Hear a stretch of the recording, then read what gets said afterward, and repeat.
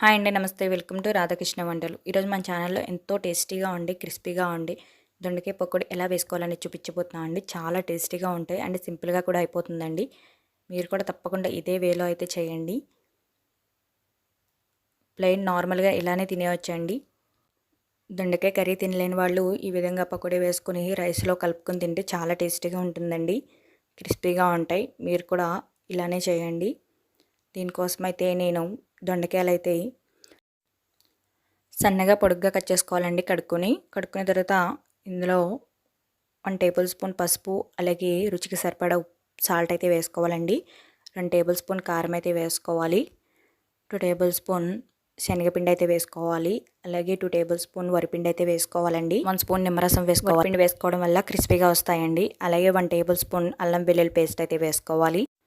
1 table spoon ధనియాల పొడి, 1 table spoon జీలకర్ర పొడి, 1 టేబుల్ స్పూన్ గరం మసాలా వేసుకుని బాగా కలిసేటట్లు కలుపుకోవాలండి. పొడిగా లైట్గా మీకు గట్టిగా ఉన్నట్లు అనిపిస్తే వాటర్ స్ప్రింకిల్ చేసుకొని కలుపుకోవాలండి.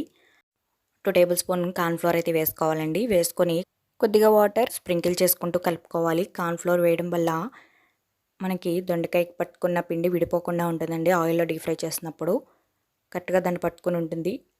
అలా కలుపుకొని పక్కన పెట్టుకున్న తర్వాత ఆయిల్ అయితే వేడి చేసుకోవాలండి. డీప్ ఫ్రైకి హై ఫ్లేమ్లోనే పెట్టుకోవాలి.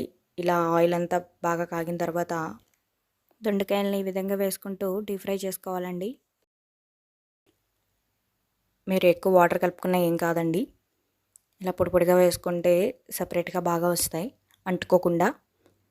పిండిలో ఎప్పుడైనా సరే ఎక్కువగా వేసుకోకూడదండి. పిండి ఎక్కువగా వేసుకుంటే వాటికి బాగా అంటుకునే టేస్ట్ బాగుండదండి. పిండి ఎప్పుడైనా సరే తక్కువ వేసుకోవాలి. శనగపిండి, వరిపిండి ఇలా వేసుకుని బాగా ఫ్రై అయిన తర్వాత వేరే ప్లేట్లోకి అయితే తీసేసుకోవాలండి. అలాగే మిగతా దొండకాయలు కూడా ఇదే విధంగా ఫ్రై చేసేసుకోవాలి. లైట్ గోల్డెన్ కలర్ వచ్చే వరకు ఫ్రై చేసుకుంటే సరిపోతుందండి.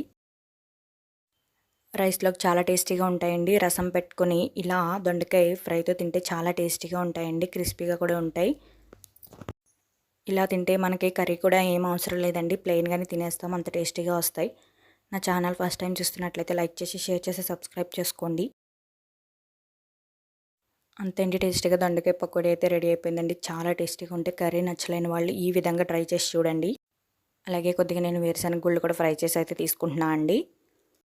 ఇలా ఫ్రై అయిన తర్వాత ఇవి కూడా ప్లేట్లోకి తీసేసుకోవాలండి. అదేవిధంగా కరివేపాకు కూడా ఫ్రై చేసి తీసుకోవాలి. చాలా టేస్టీగా కలర్ఫుల్గా కనిపిస్తుందండి. ఈ రెసిపీ మీకు కూడా నచ్చిందని అనుకుంటున్నానండి. ఇంకెందుకు వెంటనే ట్రై చేసి ఎలా వచ్చింది నా కామెంట్ సెక్షన్లో అయితే చెప్పండి. Thanks for watching.